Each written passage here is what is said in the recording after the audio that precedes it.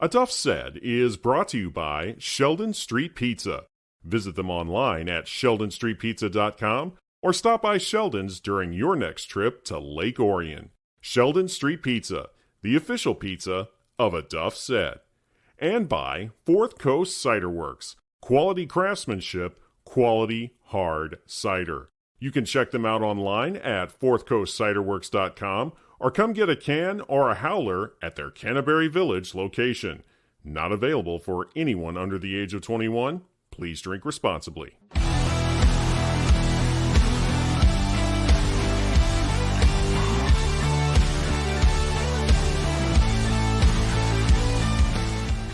Saginaw Valley State snapped a 2-game losing streak this past Saturday. They beat down 8th-ranked Indianapolis 38-14 on homecoming weekend. The Cardinals are in action this Saturday. They travel to Wayne State. This week's conversation with head coach Ryan Brady starts now. How thrilled were you guys not only to snap a 2-game losing streak, but to beat a top 10 ranked team in Division II in the process and by the margin that you guys did? Yeah, obviously it was a big win. Indianapolis, I believe, in their last, dating back to 2018, is 44-6 or something like that. So, I mean, it was obviously a big win. They're a really good program. They're a playoff team year in and year out. And but more importantly, we were just, pleased that we played, at our best. And so we played a complete game, offense, defense, special teams, and I was just very pleased with the approach and the mentality and the energy of our young men. How big was the crowd for you guys for homecoming? Yeah, it was great. We had great support. It was a good crowd, chilly day, but it was definitely, stands were full, and they had a lot of energy and great spirits for homecoming. Oh, that's all you can ask for when it's homecoming season. You always want that big crowd, even when it's cold outside. We did have a really chilly day this past weekend on Saturday, but the nice thing is the temps for your guys' trip to Detroit this weekend, they're calling for temps in the 70s. Probably the last weekend that we're going to see weather like that for the rest of the season. When you guys get that word that you're going to be playing outdoors in nice weather in the fall, does that do anything for you as far as preparation goes? Do you guys get a little more excited for that, or is that just something that you take as it comes? Well, selfishly, I'm smiling right now thinking about that. So I'm excited. I know our kids are excited, and it's been a rough week weather-wise here. So, we've been indoors most of this week in preparation because we're going to be playing in warm weather, and it didn't make a lot of sense to go out and, get the guys sick and, struggle with, handling the footballs and the wind and the rain and those kinds of things. Well, and you guys have such a tremendous indoor facility out there at Saginaw Valley State, and I'm glad that you guys were able to move indoors. I'm here in Metro Detroit right now, where I was situated in the Pontiac Auburn Hills area today, it looked like a snow globe out there. How's it been in Saginaw? We haven't seen much snow. It's been a few flurries, so the sun's out right now, and tomorrow's supposed to be sunny and 60, and it's supposed to be a great day, so we're looking forward to that. And I'm sure you're excited for this weekend, probably our last good weather weekend of the season. But let's get back to when you were playing in those cold, windy conditions this past Saturday against Indianapolis. This was another huge game for your defense. The Cardinal D in this one, Coach, created 4 turnovers and limited Indianapolis to just 14 points. Clearly, you guys were disrupting a lot of things that they had hoped to do in this big road game for them. It was a huge test for them as well to come to your place. How pleased were you to get that kind of effort on that side of the ball from your defense? Yeah, we have a very, athletic and physical defense, and they played with great discipline, tackled extremely well, and then forced Indianapolis to be one-dimensional. And so we played really good complementary football. We started out with a big special teams play by Derek Thomason. He blocked a punt, scooped and scored, which made it 7-0 right away. And then offensively, we got going early, and we just never looked back. It's always a big deal when a guy is able to get a scoop 6. And Derek Thomason, like you said, he came up for you guys in a big way. That was early on in the game, and he complemented that scoop 6 with 9 tackles and that huge special teams play. What can you tell me about that play, and how did it develop where he was able to key in on the kicker and get that block and ultimately the touchdown? Yeah, we weren't really trying to block the kick. We were just trying to force the kick, and Derek did exactly what he was coached to do. And when you do what you're coached to do, then opportunities like that present themselves. And so he bended the edge and got his hand out there and got a piece of the ball, and the ball bounced right in his lap, and he took it in for 6. And obviously that was a huge way to start the game, and so that was a big play. And he obviously had a very big day. How thrilled were you for him that he was able to make such a big impact and get that kind of play in front of the homecoming crowd? I'm sure they had to be really into that. That probably energized them. And just to see the smile on Derek's face when he took it into the end zone. Yeah, Derek's a great young man. Very glad to have him part of our program. So it was obviously, I think one of his best games as a Cardinal. So definitely happy for him. Derek came over to your program from Grand Valley State. You got him from the other side of the state, big rival, and he decided he wanted to test his skills with your program. What kind of impact has he had on your team this year? Yeah, Derek is one of our best special teams players, and obviously plays our strong safety position and plays that very well. He's very good in the pass game. He's a savvy football player. He's got great feel. And great tangibles, really good ball skills. He was a corner in high school. I remember him coming out of high school. He was one of the state's most highly sought prospects. And so definitely been a big addition to our program. Were you looking at him even then when he was one of the highly sought after recruits? Yeah, I was coaching at Ferris at the time, but he was an early commit, and he got plucked from the board really early. And so he definitely was on everyone's radar. Obviously, you knew about him, and when you got that call that he wanted to come play for you, what was going through your mind at that moment? Let's go. I love it. Let's go, man. Let's do this. Obviously, he's a very likable kid. He's very well liked on his team. He's very well liked by a lot of his former teammates. So it's cool to see those interactions with his former teammates whenever we play them. So that's just the kind of young man that he is. So. And that's really what it's all about, is just having that camaraderie. Even if it's with somebody from the other team, you always have those relationships. You never let go of those. And that's just something that sometimes I think gets overlooked with football, is especially at the college level, when you see these guys, they play with somebody in high school, and then they may be on opposite ends of the ball when they get to the college level, but they never let go of those relationships. I think that's something that people sometimes overlook, is the relationships that you can build at the college football level. What is it like for you to see that develop with these kids as they make their way to the college game? Yeah, it's obviously it's great to see. It's what it's all about, really. And so, we spend a lot of time talking about that and trying to help our players understand how important, building relationships are, and that's really ultimately what you're going to take away when you're done playing football. I mean, what's going to remain as time progresses is going to be, the relationships with your teammates.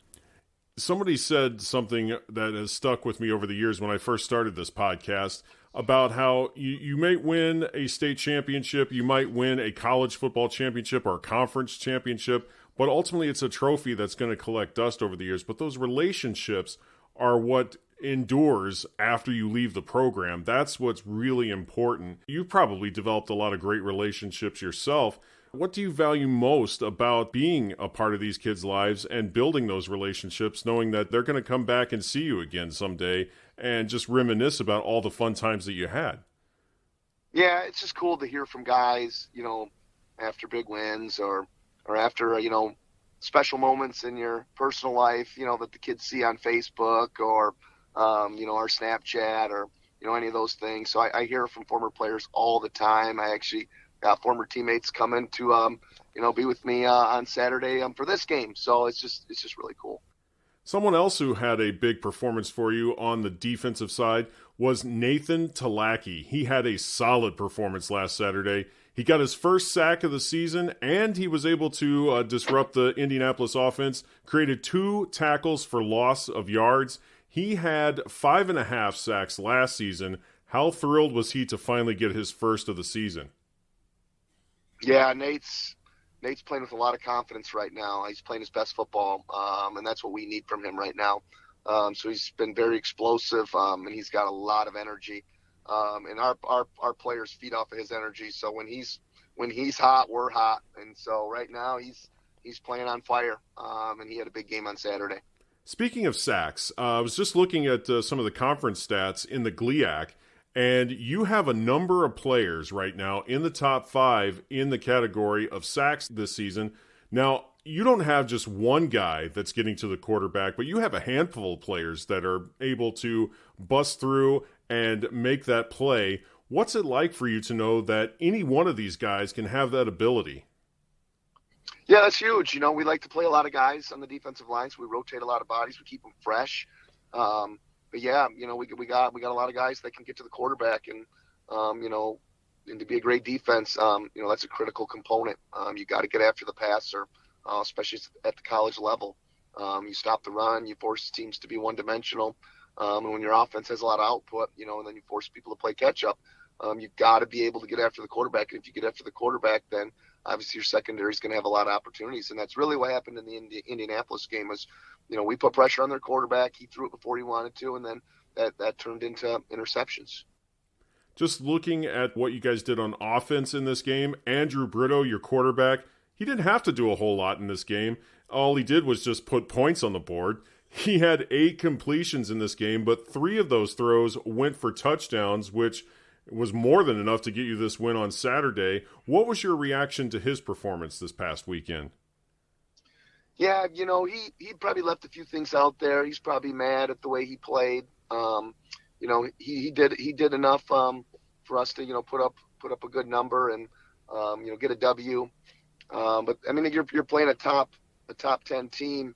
Their defense was legit, and so it was tough running the ball, and they were very unpredictable. And so we knew that it was going to be a potential that if we were going to score, that it was going to be big plays, and they could come in bunches, and there could be some times where things were kind of slow. And so it kind of went just how we anticipated it would. And so they were super aggressive, and when you're super aggressive, then you're prone to give up the big play. And I think we got a lot of big play kind of guys, and obviously that showed on Saturday.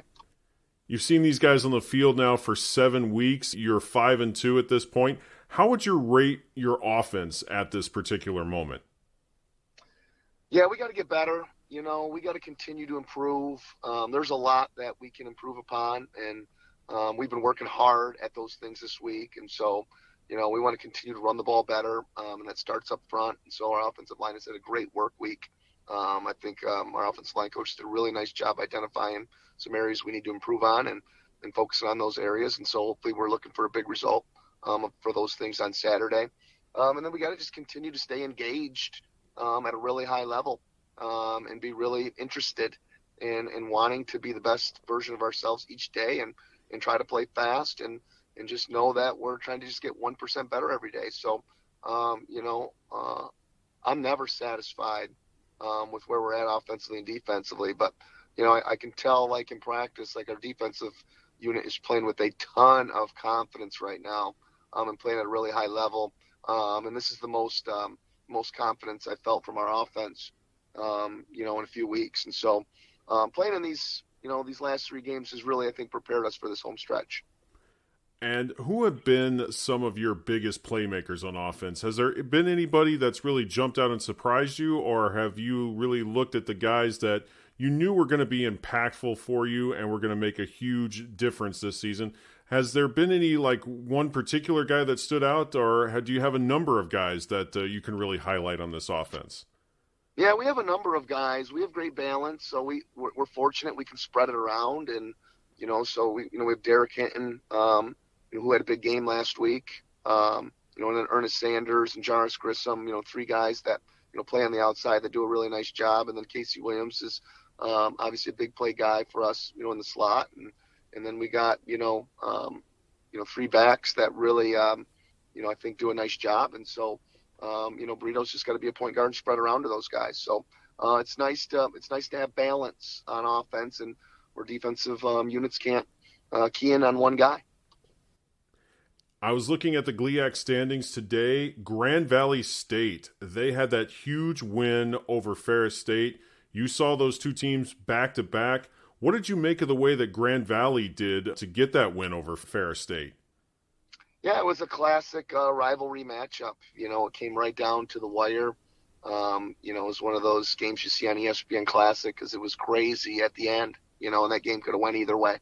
And so, Grand Valley, pulled it out, and a lot of credit goes to them for being resilient. Down 21-10 in the fourth quarter and finding a way to come back and win on the road. So obviously that's a big win for them.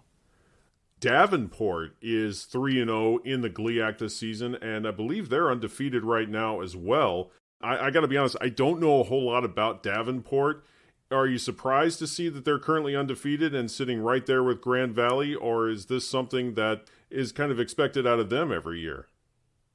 No, I'm not surprised at all. I know Coach McEwen very well. I coached with him for 5 years at Ferris State, and so he does a fantastic job. He's got a great staff, and they got a very talented team, and so I'm not surprised by that at all.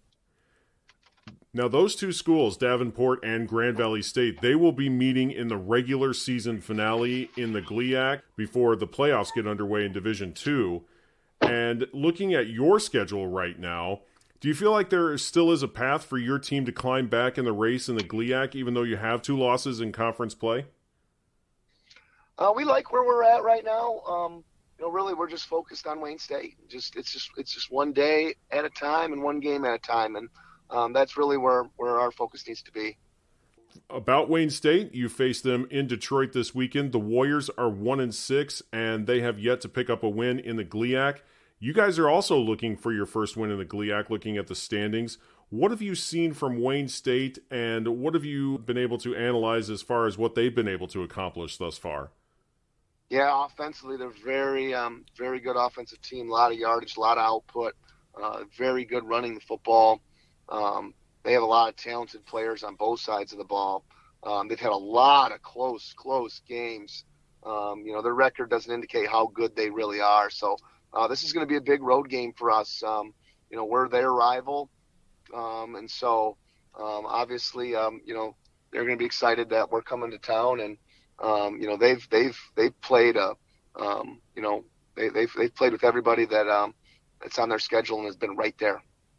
So this is definitely one you don't want to take for granted. I mean, obviously, it's not like you're playing a top 10 team like you have each of the last 3 weeks. Record-wise, it's a little bit different, but like you said, there's a lot of things that could have gone their way and could have made this record for them a whole lot different. What do you have to do in order to keep your team focused and not overlook them as you get ready to play Davenport next week? Yeah, and it's just back to just focusing on us, and that's what we did this week. And the energy's been great. The kids have practiced extremely hard. I think it's been maybe one of our best weeks of practice. But we got to have a great day tomorrow, and then Saturday we got to go out there and execute and put it together. But I like our approach. I like our energy. And I like our focus this week. So I think we're going to be excited for opportunity. Aside from a road win this weekend, what are some things that you're really hoping to see out of your team? Yeah, I want to see them stay connected, and really support each other and be happy for each other's success. And I just want to see them continue to grow as a team and, be excited about our team. I love when guys are doing what's best for the team, and not worried about, their touches or their reps or those kinds of things of that nature. So we've been really good with that throughout this season. And, we're excited after last week's win and getting back on track. And we like where we're standing right now. And so we're looking forward to Saturday. And I wish you all the best with that. He is head coach Ryan Brady of the Saginaw Valley State Cardinals. Saginaw Valley State is at Wayne State in downtown Detroit this Saturday. Great matchup in the GLIAC. Coach Brady, thank you so much for making the time this week. I really appreciate it. All the best to you and your guys, and enjoy that nice weather this weekend while we still have it. Thanks, Duff. I will do that. Appreciate it. Would you like to hear more about Saginaw Valley State football? Then head to my website, aduffsaid.com. You can hear all of my conversations that I've had this season with head coach Ryan Brady just by going to the Podbean app, Apple Podcasts, the iHeartRadio app, or wherever you get your podcasts. For more on Saginaw Valley State football, be sure to look up my Facebook page, sports journalist Duff Tyler. You can also hit me up on Twitter. Just look for Duff Tyler.